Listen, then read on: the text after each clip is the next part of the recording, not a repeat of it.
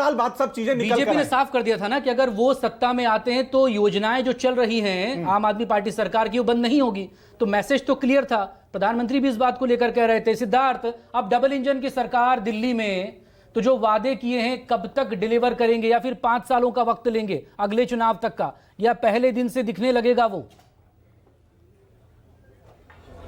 देखिए, आपको इस बात का एहसास होना चाहिए और जल्दी हो जाएगा अगर अभी तक नहीं हुआ है कि अब दिल्ली के अंदर आम आदमी पार्टी की सरकार नहीं है, भारतीय जनता पार्टी की सुशासन की सरकार है। तो 5 साल, 7 साल, 10 साल इन वादों को पूरा होने में नहीं लगेंगे। पहली कैबिनेट की मीटिंग से, पहली कलम से हम दिल्ली के हित के फैसलों की शुरुआत कर देंगे। जो वादे हमने दिल्ली की जनता के लिए करे हैं, उन वादों पर उनको चरितार्थ करना, उन पर उतरना, ये हमारी प्राथमिकता है और इसको हम करके दिखाएंगे। रही बात अरविंद केजरीवाल की, मैं मानता हूं कि जो सबसे बड़ा बदलाव दिल्ली के अंदर होगा वो ओछी राजनीति के दूर जाने जैसा होगा। लगभग 70,000 करोड़ केंद्र का पैसा दिल्ली सरकार के पास आया, जिसको अरविंद केजरीवाल ने अपनी पॉलिटिक्स के लिए इस्तेमाल नहीं किया। दिल्ली की जनता की भलाई, दिल्ली के हित का सवाल, ये उनके लिए दूसरी प्राथमिकता रखता था, पर अपनी राजनीति करना, लालछन लगाना, आरोप लगाना, ये उनकी पहली प्राथमिकता हुआ करता था। अब वो दिन दिल्ली के लिए नहीं रहेंगे। अब कन्फ्लिक्ट फ्री सरकार, केंद्र से आने वाली सहायताओं को दिल्ली के लोगों के लिए उपलब्ध करवाना, और सिद्धार्थ के अंदर अच्छे और सिद्धार्थ जी, क्या ये दिन भी दिल्ली में नहीं आएंगे? जो हमने देखा पिछले 10 साल से, कोई भी फाइल जा रही थी, एलजी अड़ंगा डाल दे रहे थे।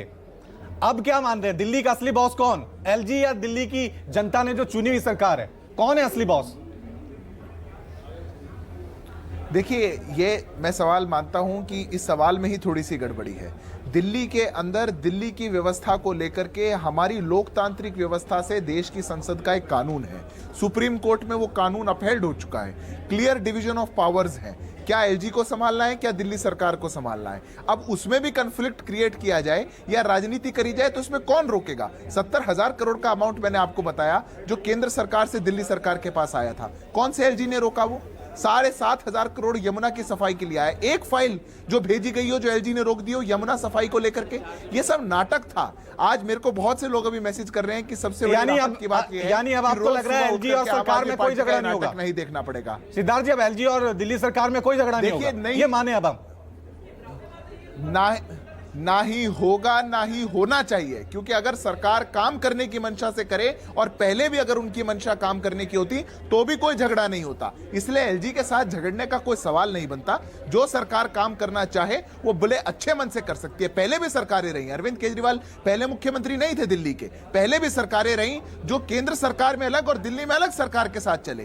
केंद्र सरकार के एलजी पहले भी रहे और दिल्ली सरकार में दूसरी पार्टी की सरकार रही। ये स्थितियां कभी नहीं देखी थी। ये लेकिन तब से अब तक राजनीति में बदलाव भी तो बहुत आया, बहुत पानी है जो यमुना में बह गया, उस पर बाद में बात करेंगे।